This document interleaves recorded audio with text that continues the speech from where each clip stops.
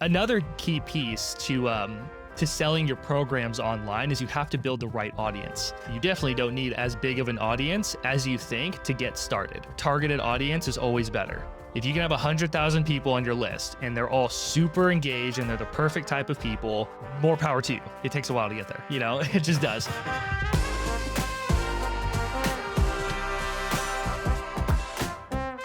Welcome to the Process to Profit podcast, where we find out about the key processes and productivity techniques that drive successful service-based businesses.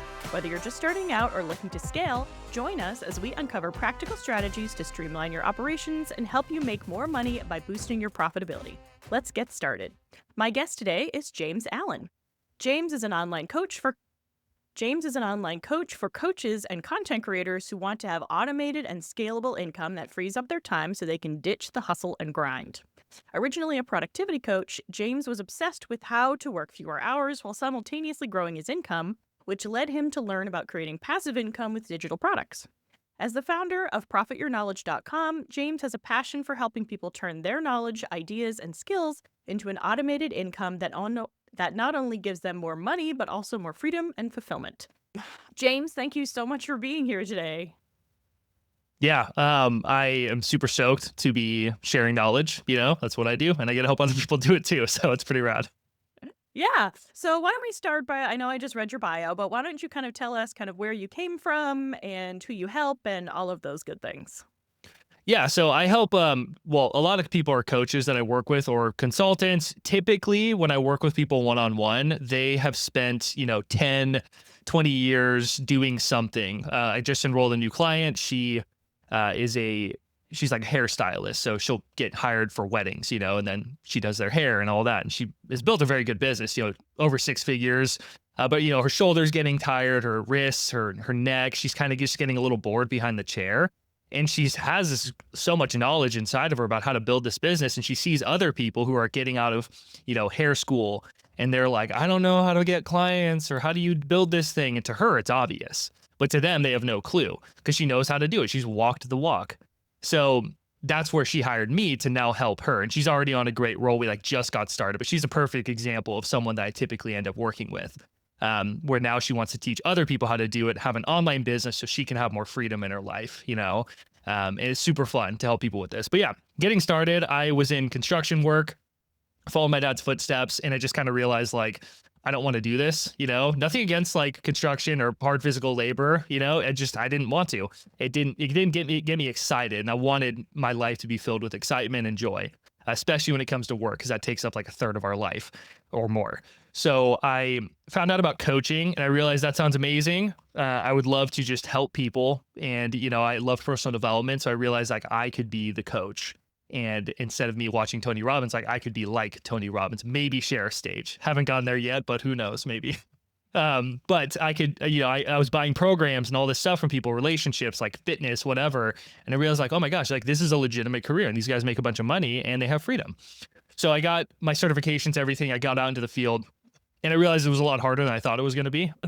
I thought I was gonna make 6 figures my first year and that did not happen. It took quite a while. So, I was testing things. I was a spiritual life coach when I started and it felt more like a therapist. Nothing against therapy too. I love therapy. It's been very helpful for me.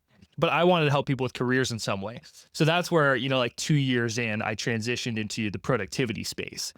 I was helping a lot of sales professionals, coaches, that kind of stuff, just buy back their time and be more efficient with their computers because they were just a mess.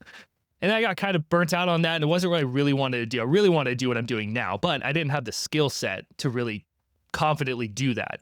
So in the productivity space, I found out about the coaching and digital products and all that kind of stuff specifically, and how you can make passive income and have the laptop lifestyle and make money even when you're not working. So I was like, that's what I want to do. So I built 6 different digital products and funnels and all that. Didn't make me any money. It was a year and a half of work that led to nothing. And I had coaching clients, so I was making money in other ways, but not passively, or I was just getting consistent paychecks every month. So it was the 6th digital product about where I finally made a program that I actually did things differently, which we can talk about the strategies and stuff. And that was when I remember waking up and seeing $200 randomly on like my Kajabi account. I was like, wow, who is this? So I looked, I'm like, have I ever seen this person before? Have I met them? Have I spoke with them? Zero interaction whatsoever. So they just found me on YouTube, which is what I primarily use for traffic. And then they opted into my email list, read a couple emails, landed on my simple landing page, and then they bought my program and they paid me hundreds of dollars without ever meeting them. I thought this is incredible. And it was like 2 weeks later or so that I made another sale, and it was about $300. And then it started to snowball, and I was making it like my rent every month. You know, it's pretty significant. It was a couple $1,000 a month, which was incredible. And then my clients, a lot of them were coaches and stuff, and they were like, "Whoa, that's really cool. You're doing that." Because they asked, "What are my wins?" So I was like, "Oh, I'm doing this. This is what's working." They're like, "Can you help me do that?" And I helped this one woman. Her name was Carmen. She was a fitness coach, and she was terrified of being on camera. Zero audience whatsoever. But she had clients, you know, like locally where she lived, but she wanted to make a global impact. So I helped her start a YouTube channel. Somehow I convinced her to record herself doing full workout videos, but she did it. Her YouTube channel ended up surpassing mine. She was getting like 700 or thousands of views on every single video. And that was driving a lot of traffic over to her site because she was promoting her lead magnet and whatnot. And in the first like week or two, which she had her program and everything set up, she made $1,500. She sent me that screenshot, and I was like, wow, that's incredible. Like maybe I can help people do this. And you know, it was just a matter of me figuring out how to do it for myself and then helping other people, and then they were getting results too. And that's where I decided to like, I could start this thing, called it Profit Your Knowledge. And then I just went on, and I've been doing that for a couple of years now. Wow. So, same position. My dad was an electrician, and I saw that and saw the toll that it took on his body and his family life. And, I was like, I don't want that for me. I am not built for it. It is not something that I would enjoy. So, it's amazing how much our parents influence how we don't want to live sometimes. Mm. But it's great that you were able to kind of build and learn and take your knowledge and now kind of share it with other people. So you and I have talked before, and you talk a lot about YouTube. Can you tell us sort of how you got started on YouTube? What inspired you to even go to YouTube for this? Because you don't hear Mm. a lot of service providers going to YouTube to try to get clients. People think social media, they think, email lists. So what brought you to YouTube to try to start building your business there? Yeah. If you are a service provider or yeah, definitely a service. I mean, even if you like teach people, like if you're a car salesman, start a YouTube channel. It's crazy because I see when I was looking at different vehicles for myself, I saw these different YouTube guys. There was car salesmen. They work for like Hansel Auto Body in like Colorado or whatever. And they're talking about Tacomas and stuff. And they were going over the ins and outs and like comparing different models and everything. And they have such a great personality. So it's like when I see that and I can go back and know that this is a reliable person. Oh yeah, I like their videos. Like I remember this person. Then what if I'm like traveling and I'm in Colorado and I'm like that, oh, he works at that one Hansel and I can go there and it's like he's a celebrity, but he's just like doing what normal people do all the time. It's just he chose to record it. So it's such a great platform, and it's always working for you all the time. I didn't really think about that in terms of a business standpoint. I always just knew when I started my business that I like YouTube. I like watching YouTube videos. I get a lot of value from YouTube. And I don't know, I was just naturally drawn to it. I thought I would love to have a YouTube channel. But the funny thing is I didn't start YouTube for a very long time. It was maybe like, it's probably like 2 years in, a year or two in, year and a half or something like that into starting my business. Because I was just nervous. Like if it was me now, I would have started day one, just start making a video a week. But yeah, I was just scared and I didn't know what to do or how to present on camera and all that stuff. I've gotten way better over the years. My clients are like, "How are you so good?" And it's like I could get way Practice. better, but I've also been doing it for like 6+ years, like all the time. So that's just what happens. But yeah, and it was I mean, I posted tons of videos. Like I've unlisted so many videos from my YouTube channel just because they're not very relevant to my audience now. So there's no point in having them on the channel. I did save some of like my first video. So if you go onto my YouTube channel, it's just Profit Your Knowledge. And then you click on videos and then oldest, you'll see my very first video. And it's super awkward compared to my new ones. But yeah, it was just like, I just started. And I remember like being in my bedroom, and I'm literally in my bedroom when I do it. Camera angles like facing up to me. It's really weird.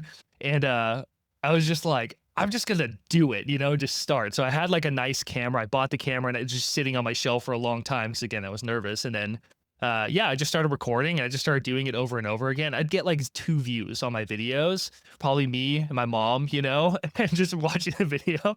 And yeah, it wasn't until a bit later I found a really good mentor, Graham Cochran. He taught me about like how online business works. And he's really big in the Kajabi community. He's such a cool guy. He's probably like the biggest catalyst for me starting this whole thing. And then I learned from his mentor, like Ramit Sethi, and they all taught the same kind of business model, which is what I finally did that's kind of like the big difference between the 6 programs that didn't make any money versus the one that finally did. And it was by following a good business model. And I think that's such a key piece. So, I mean, we can unpack the business model or whatever you want, but that's pretty much my story with YouTube. Yeah, that was going to be my next question. So what was the difference? What did you finally, and I'm going to have to go back and watch that original video because all of my original videos on there too, and it is very cringe. But what was the difference that you finally sort of figured out through working with your mentors of what you were doing before versus what actually ended up working for you? Yeah. Very common question that I get when I share that story. Probably the biggest difference was with the 5 or 6 that I did build that didn't make me any money. I was building them based on what I thought people wanted, or I saw that other people had built programs, so I just built one. And I never really did the marketing and like really knew about marketing and sales. That's a huge piece. But the key to it is understanding pain points that people have and providing great solutions. That's really, in a nutshell, what marketing really is. And then the sales is them like purchasing that, or it's getting discovered, But I mean, even still, when you're making content like a YouTube video, it's people are going to YouTube and they're trying to figure out, how do I do this thing? Or they're interested in how to do something and it just gets recommended to them. And you are just solving their problems. So you have to really understand your target audience in order to do that, because I was just talking about a bunch of things that weren't very relevant to any one specific target group of people or person. And that's why I wasn't really getting the right people, or if I'd make an offer, it kind of fall on deaf ears.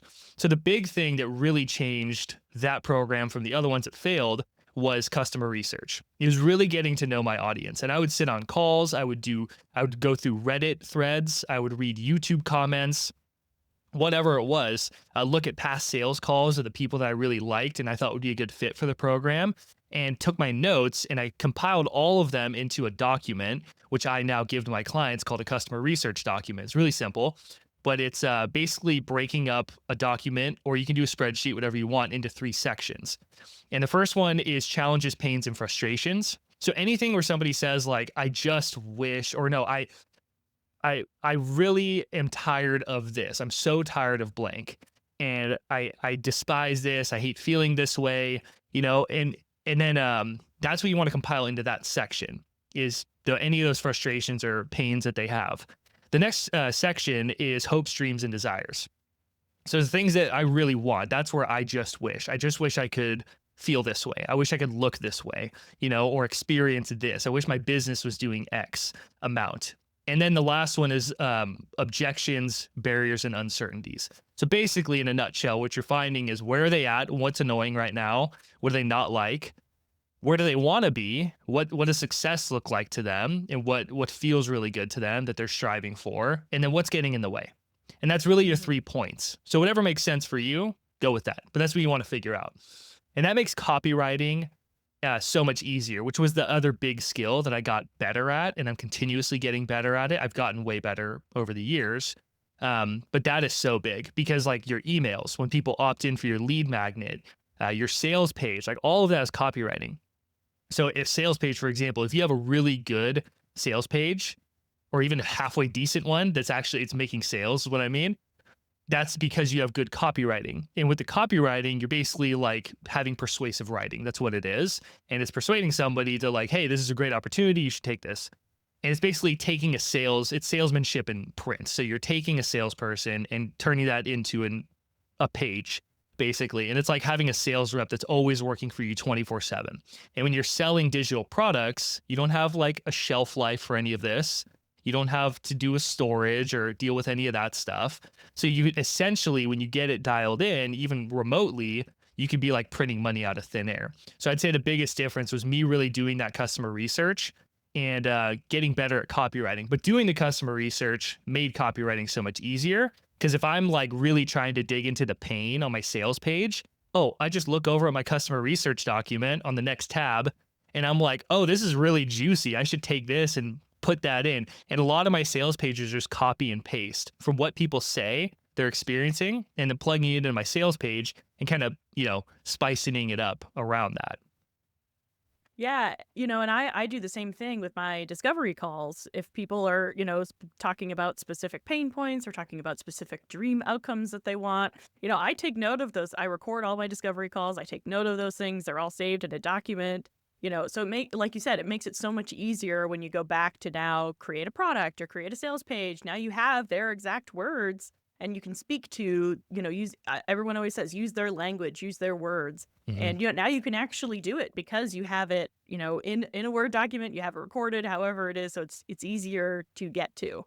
So what would be your advice to someone who is saying like, well, I don't have an audience. So how am I supposed to sell to people? First off, how do I find people to even do market research? And then how do I actually sell it to them if I don't already have, a 3,000 person audience to sell the product to? What would be your Yeah. advice to them? Yeah. So you probably don't need as big of an, actually, you definitely don't need as big of an audience as you think to get started. Bigger targeted audience is always better. If you can have 100,000 people on your list and they're all super engaged and they're the perfect type of people, more power to you. Amazing. Most of us, it takes a while to get there. It just does. So another key piece to selling your programs online is you have to build the right audience. Funny story. I built up my productivity base. And then I was like helping my clients privately with selling their own digital products. And I built a new program called Effortless Income, which I sell to this day. And it's had revisions and all that kind of stuff. And I'm actually going to do another big revision coming up and a relaunch for it. But what was interesting is when I launched that program, it didn't make any sales. And I was like, I did the customer research. I did all the stuff. Like, what happened? And the reason was because I built the wrong audience. So I had to rebuild and get rid of that old audience, which took some time. And then I started making sales with Effortless Income because this one was about like making digital products and, a passive income. And that's why it's Effortless Income. So I had built a productivity base and I was trying to tie it together of like, hey, this will help you be more productive. And I was trying to tie it together of like, hey, this will help you be. So that's the importance of building the right, trying to get into the fitness space. You throw a coding course at them, unless somehow it's going to help them with meal prep or whatever, they're not going to care, So you have to really understand like who you're bringing into your world and be very clear on the niche, which I think is so important. And I neglected it for a long time. And we can even talk about this because I have simplified it to where it makes sense for me. So hopefully it makes sense for other people because I was so confused. But to your point, how do you build an audience? When can you make sales? Like those kind of questions. I built my audience through YouTube. Basically, I would find questions that people were asking, and this is really easy to do. Two great strategies. Number one, go into the search bar on Google, but also YouTube because Google owns YouTube now, which is a really smart move on Google. And you can just type in like how to bench press and you'll get the auto suggestion where the search bar will be like, hey, how to bench press 225, how to bench press your best friend, like suggestions. And that's stuff that people are commonly searching on Google, but they're also going to be looking on YouTube because they're the two biggest search engines in the world. Another pro tip is on Google, if you type in like how to bench press 225, we'll say, and then you scroll down the page, there's a people also ask section. And if you click on the three little dots right next to people also ask, you will see a little pop-up and it says, these are questions people commonly search on Google. So it's like, okay, you're trying to search for how to bench press 225. This is what Google's thinking. Here's some other questions that like a lot of people have been typing in that might be relevant to you to help you get a better answer for what you're looking for. And that's all content marketing is. It's answering people's questions. But it gets really spicy when you can package it in a sexy way. So if I'm a golfer, an amateur golfer trying to go pro, and that's my audience, they would probably type in like how to grip your club, so I can, have a proper swing or whatever. And if I made a piece of content that was how a pro golfer actually grips their club, that's me making it like sexy. If I saw that and I'm an amateur golfer trying to go pro or just, show my friends up, I'd be like, I have to click on it because I want to play like a pro, So they're going to click on the post or the video or the podcast or anything like that. And when you're making the content, like you're answering those questions, you can also see other creators in your space and see what kind of content they're posting, and see, like, if you go to YouTube, this is really cool. You can go to a creator's video that you really like that has a similar audience as you, and they're making content that you would like to make. And I would say make a list of like 10 plus of these people, call them your heroes. You go to video on their channel or videos, and then click on popular. And you can see their most popular videos by views. But the key is to look at views to the time ratio that it's been out. So if a video has like 1 million views, but it came out 7 years ago, but there's a one next to it that has 1 million views, but it came out 3 weeks ago. Clearly, the 3 weeks ago is a way better topic because it boosted in views so much faster. So you can see what they're doing, how their thumbnail is, and that kind of stuff, and you can make your own version of it. Don't just rip it off completely, but you can see, like, okay, people are clearly interested in this type of content, and that's a key that I think every content creator or coach, should make, or should develop. I guess a skill is pattern spotting. If you type in on YouTube, this is crazy, but if you type in how to get ahead of 99% of people, you will see so many thumbnails and so many videos and so many different niches with the same exact packaging, because that pattern works. And it's like a stick figure. There's a big mound with a bunch of stick figures inside, and then there's like a golden stick figure outside of it that's like you. It's like, look, I'm better than everybody else. So that type of video works so well, and somebody released it one day, and then everybody saw that it was working, so then they started making that same type of video. And over time it starts to get kind of like, oh yeah, there's a ton of videos like this, but if you can jump on that wagon or that pattern fast, you can get a ton of views. And then in your video, when you're answering the question, you can announce your lead magnet of like, hey, by the way, I have this free thing that's really going to help you with X. It's going to solve this persistent problem that you have.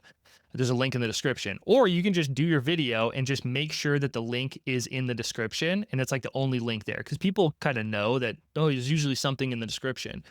You can also pin the first comment. So you make your comment saying, hey, download this now, post it, and then there's a little 3 dots. You can pin that comment. So if you do that with every video, like you find patterns that are working, you're answering people's questions, and you're doing it like once a week with your videos, then you put the description, you have your lead magnet link where people can go to a page and then opt in for it, and you pin it as the first comment. You'll start to get opt-ins, and you'll start building your list. And the cool thing with YouTube is that it's always working for you. I think about it like an employee that never takes a break. Some videos will flop, sure, but most videos will just continue growing and working for you, especially if you make content that isn't going to get old, like how a pro golfer actually grips their club.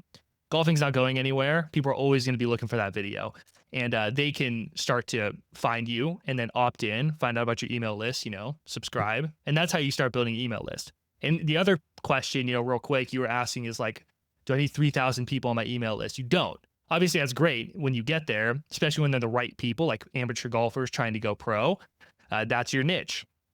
That's who you want to build and create content that only those people would be interested in. But I was making sales with my productivity course when I had like 200 to 300 subscribers. So I would say, as a bare minimum, aim to get to 300 subscribers, like bare minimum, if you want to sell an online course, not a community or a membership. I would say get to a minimum of 1,000 people who are very engaged, like 40% open rates, like a very targeted list of the right people.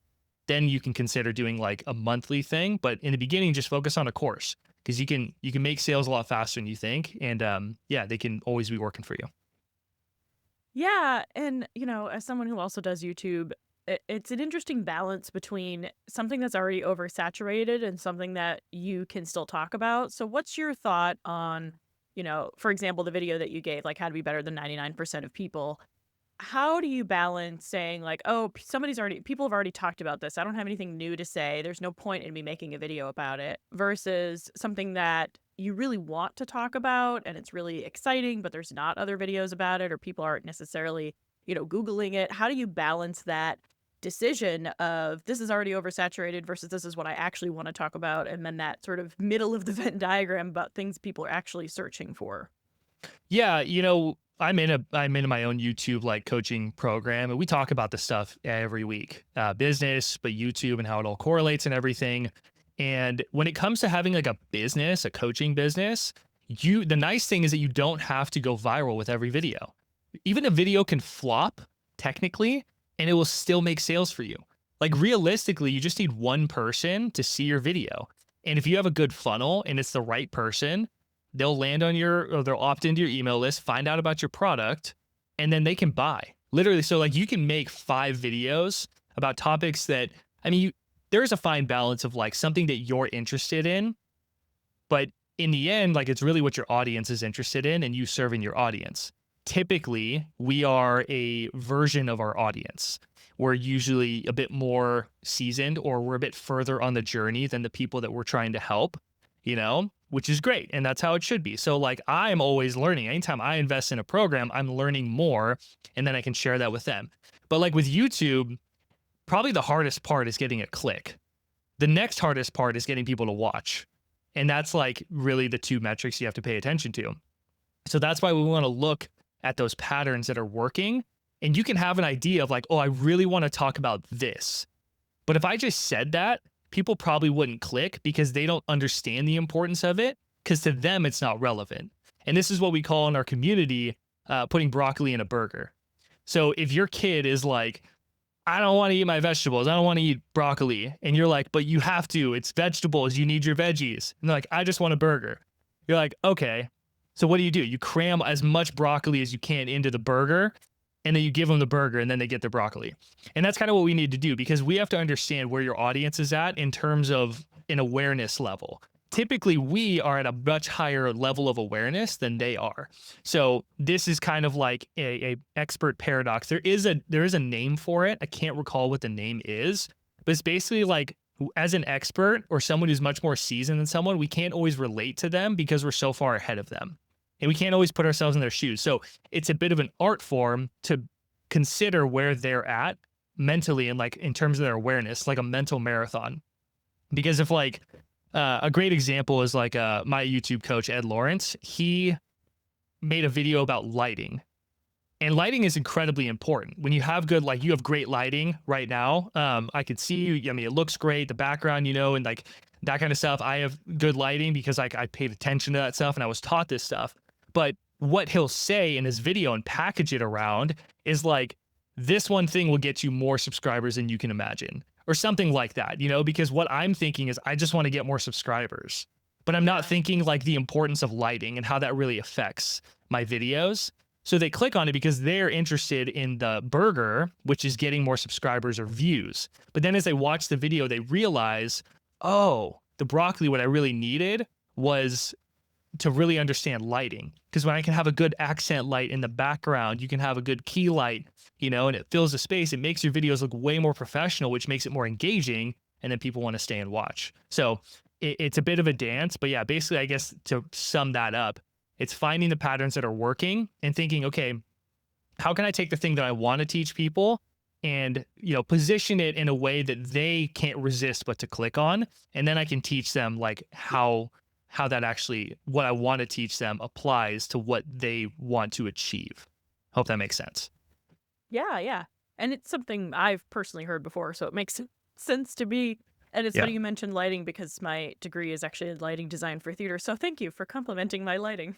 It looks great. Very different doing it for video. It was quite the learning curve. So a lot of what I've heard around digital products, so I'm interested to get your take on this, is you should do one-on-one services first so that you can build a methodology, a process, something that you can then teach in those digital products. Do you agree with that thought? Or what are your thoughts on that? Do you think that you have to do something one-on-one before you can then package it to sell it as a digital product? I think it's a smart decision to do that. And I know that not everybody wants to do that, but at the same time, do it. Because yes, you can build a digital product without ever coaching. Anybody can make videos and slap them behind a paywall or slap them behind like a Kajabi course. Anybody can do that. But if you really want to make sure your program sells and delivers the right value to people, it's one thing if you have a lot of experience doing the thing. But oftentimes when I hear from people, it's like, yeah, I know how to do this for myself, but teaching people how to do it is a totally different ballgame. So that's where one-on-one coaching is really helpful. But you don't need to have like 100 clients before you can finally start building a course. You could theoretically have like 2 or 3 people that you're coaching. And if they're getting similar results, despite being very different people with different circumstances and lives or whatever, and it's a repeatable system, and you've built like the right resources to give them. Like I have my customer research document. I have a program outline, like when you're outlining your product. I have so many different templates that I've developed by working with people. And I do it based on like when they're at that time. And I give it to them being like, hey, this is what's going to work with you. And then we test it. And I just know that it's going to work because I've seen it firsthand. You can test things so much faster because when I make a program and I put it out there, I want to trust that people are going to like it. They're going to finish it and it's going to be valuable and get them the result. But like, how can you know if it's going to bring a repeatable result if you've never actually tested it with someone? So that's where I always say, coach people first. And the cool thing is, what I do now, if I want to build a new program, I had built a program and recently I did this, but I had some coaches hire me. I had a couple people work with me to help them do the thing that I've done myself.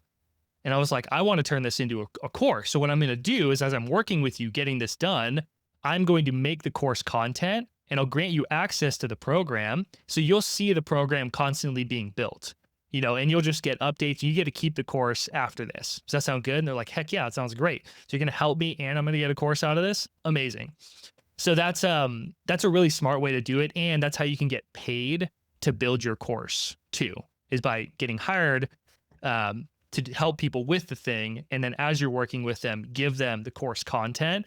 And I do this with my clients too. People are always super pumped. They're like, wow, the course is really helping because it gives them something to study when they're not on a call with you, if it's every week or every other week or once a month or whatever you do.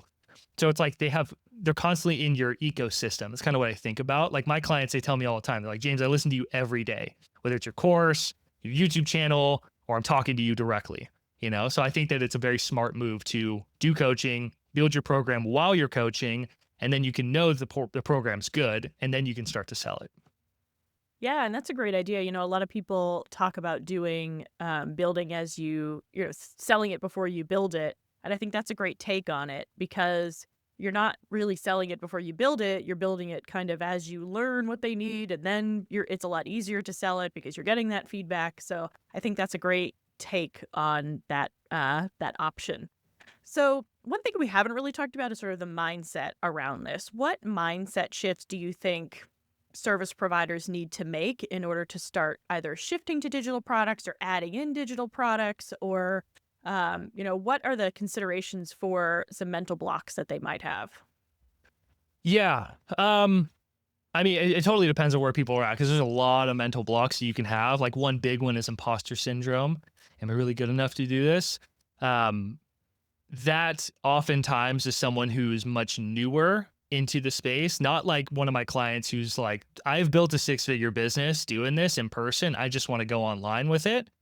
But I would say to that person, if you're trying to do it, like I had a client in the credit space and he did it for, like 15, 20 years as a credit expert. And now he has a YouTube channel. He sells credit courses. So I helped him do that. And it was really cool. But like if you're working with people, going back to that last question about should I coach people and build this, all your online course is a kind of like, it's just condensing your one-on-one coaching program into a self-paced version. So my course, Effortless Income, it's everything that I do with people one-on-one, and they still get like a sense of coaching. There's a comment section. They can email me anytime they want. If someone buys my course, like I don't mind sitting on a 45-minute call with them. Just if I have time, I'm like, hey, let's sit down. It's got surprise over deliver, stuff like that. But basically it is the same process. So if you have a process and you're coaching people and it's like, or even working with people in like a different job and you're like, I'd love to build a digital product, like do what we just talked about, build the program for those clients, even though you're not like starting a whole new business as like an online coach or something, like you still have people that you're helping do the same thing. So build a program and just take them through that and get their feedback on it. And I think that's like the biggest thing. I think the biggest mindset shift is, thinking that your program has to be this huge 30 lesson thing when it doesn't. All people care about, like I talked about, I think we've talked about before, is like, I don't care if you're certified. I care that you can help me. And that's what people really want. So your program, if you can help them get the result that they want, like, building your credit, getting to an 800 credit score from nothing or whatever, from a 500 credit score, like this course will help you do it. But if I can help you get that result in 10 lessons compared to 40, I think you're only going to thank me for that, for making it simple and getting you the same result. So what I always tell people is like, you have to find a thing, a big, like a problem that you can help people solve. Let's just use this example of helping someone like build their credit score to 800. Very clear. That's what you're going to get as a result from taking this program. So that's the value you're bringing to them. And think like, if you lay that out, like they're here, point A, they want to be over here, point B. So point A, they have like a 400 credit score and they want to get to an 800 credit score and stay there. Build their credit the fastest way possible. So what are the 10 most important steps, like the non-negotiables that they have to do to get from point A to point B the fastest way possible? And then lay it out on like a whiteboard or a sheet of paper or something like that. And really get clear. It's like, is this need to know or is it nice to know information? There's a lot of times people cram their courses with nice to know information that isn't fully relevant. And then people don't finish their program. So it's like, oh, it's not that great. So I mean, I have seen people get great results building programs this way, and I've seen it myself. I love getting messages from people who say, I finished your entire course. It was so good. It's because I built it based on things that were fully relevant to help them get the result that they wanted. And then I filled in the gaps from what people actually said they wanted from going in my course. Like effortless income. Some guy was in the program and he was like, oh, I'd love to see more SEO related stuff. I was hoping there'd be more of that. So I'm like, oh, I thought I did that, but apparently it wasn't good enough. So let me add some more. And I added a bit more. I like kind of touched on it, but I wasn't super confident. So I did the research, I practiced some stuff, and then I added more resources to help them with SEO and different tools that they can use and things like that. So that's an example of you filling in the gaps with kind of that nice to know or the extra information, but just get the foundation out, the meat and potatoes, and you'll be way better off. I did this with Constance, who's one of my clients. She's a notary, helps other notaries build a successful notary business. She's crushing it. She's doing like $2,000 a month. We hadn't even finished her sales page. It was amazing. And she was using TikTok primarily, but she built her program this way. We helped her kind of map it out, keep it very simple, bare bones. And we were looking at her program, and you can see the course completion rate in Kajabi on like all of your students. She had like 40 people in the program, and it was like 90% course completed for like the 90% of students. And I was like, well, you didn't tell me this, but she's like new and she doesn't know. She's like, I don't know. Is that good? Is that normal? I'm like, no, it's not. But like, that's awesome. Yes, it's good. No, it's not normal. Right. But it's because she built a program simple and small in the beginning, tested it with actual students, and then added to the program based on what people genuinely said they wanted and needed. And I think that's a big, huge mindset shift. They'll help you build courses, one, faster, start making money faster, but you also build better courses too. Yeah. Well, it has been so great talking to you today, James. If you could give everyone one final piece of advice on passive income, creating their digital course, what would it be? Yeah, it can feel, I should say, like a very big hurdle. How do you do that? It's like an overwhelming, a daunting task. As daunting as the word that I hear from people all the time, customer research. There's a great proverb I say all the time on my podcasts, my content and everything to my students, and it's the work will teach you how to do it. So if you want to build a course and you're like, oh my gosh, I have to build like this, the emails, the sales page. The sales page alone is overwhelming, but then there's the program. I have to record the whole thing. Just start. Start with an outline. Start by having some conversations with people. Like, what's your biggest challenge related to this? What's your biggest hope, dream, or desire related to this? And what's kind of getting in the way? That's the customer research. Keep track of those things. And when you see a pattern of like most people want this thing, then where are they at? Where do they want to be? That's the transformation of your course. Lay out a simple outline. And it's funny because when you start doing just start doing something, more action steps are revealed to you. And you're like, oh my gosh, I finished my outline. Well, I guess now I just have to record them, Okay. And then it's like, okay, I recorded my outline or I recorded my videos. Okay. Well, now I need a tool. I got like Kajabi or Thinkific or something, and I'll just upload my videos, like just one task at a time, and just do it. And then do the next one. The work will teach you how to do it. I think it's the biggest tip I can give. Yeah, and that's great advice to just start, because that's often the biggest hurdle I think that people face in any of the business situations that they find them in. Well, again, thank you so much for being here. If people want to get in touch with you, how can they do that? Yeah, you can at this point you can just Google "profit your knowledge" and I will pop up. You can check out my YouTube channel. If you do want to just get a deep dive into how this stuff works and passive income, building the products, the whole funnel and all that back end stuff. Because even with a good back end funnel, you can have like a small amount of traffic and you could still make sales. So I put together a masterclass on how to earn $2,000 per month from digital products without complicated tech. And you can get that by going to profityourknowledge.com/masterclass. Or probably have a link in the show notes too. I will do that. Um, Yep. cool. And I can send it to you if you didn't get it. But that is a great place to start. And you can check out effortless income from there and that kind of stuff. But I'm pretty easy to get in touch with. I don't do a lot of social media, but if you email me, if you get on my email list, reply to any one of my emails, that's a very easy way to get in touch with me. Yep, and I will put all those links in the description, like you said, and the show notes. And I have taken that masterclass, and it was really informative for a free masterclass. It had a lot of great information in it. So I highly recommend if you're interested in these things to go take a look at it. Well, James, it was wonderful talking to you again, and I hope that you enjoyed your time here, and I will be talking to you soon. Awesome. Thanks. All right, thanks everyone. Bye-bye.